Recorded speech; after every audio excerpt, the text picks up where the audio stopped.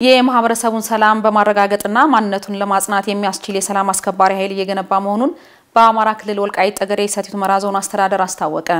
በቃብቴ ሁመራ ወረዳ ተከዜ ግንባር ሲሰለጥኑ የነበሩ የሰላም አስከባሪዎች ተመርቀዋል። አምሳሉ አሞኜ ተጨማሪ ያለው የወልቃይት ጠገዴ ሰቲት ሁመራ ዞን ማህበረሰብ የነጻነት ፀሐይ መሞቅ ከጀመረ 4 ዓመታትን አስቆጥሯል። ነጻነቱ በመላው ሀገር ወዳድ ኢትዮጵያውያን መራር ትግል የተገኘ ነው።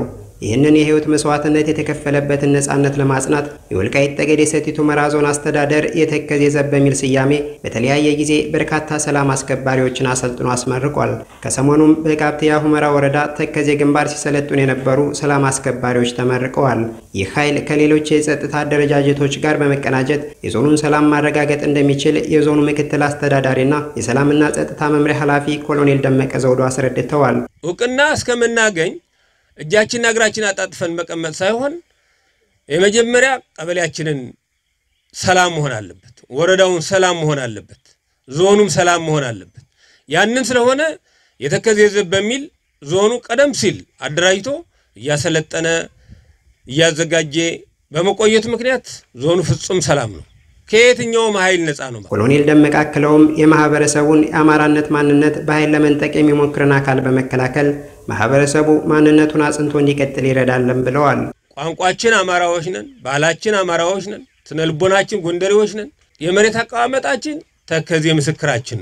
እኛ የጠየቅነው አንድ አማራ ነን ብለን ነው። ተመልሰን ህወሓት ወደ ነበረበት ወደ ገዛን ወደ አጠፋን ወደ ጨለማ ግዛት ባርነት ተመልሶ የወልቃይት ጠገዴ አማራው ማህበረሰብ አይገባም ነው። ማህበረሰቡ በጸጥታ መዋቅሩና በፖለቲካ አመራሩ ላይ እምነት እንዳለው የገለጹት የዞኑ ሰላምና ጸጥታ መምሪያ ምክትል ኃላፊ አቶ ጌታቸው ሙሉጌታ የማህበረሰቡን ደህንነት ለማስጠበቅ የተጠናከረ የሰላም ማስከበር ስራ መስራት ያስፈልጋል ብለዋል። ህዝባችን በሰላም ወጥቶ በሰላም እንዲገባ ይፈልጋል። ስለዚህ በዋናነት ኃላፊነት እምነትም ያለው ደግሞ በዚህ የጸጥታ መዋቅርና በአጠቃላይ የፖለቲካና የጸጥታ መዋቅር አመራር ላይ ነው ማለት ነው። እስካሁን እየከፈላችሁት ያለ መስዋዕትነት ከፍተኛ ነው።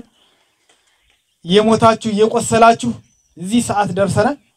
ቀጣይ ደግሞ ከዚህ በላይ መሰራት አለበት።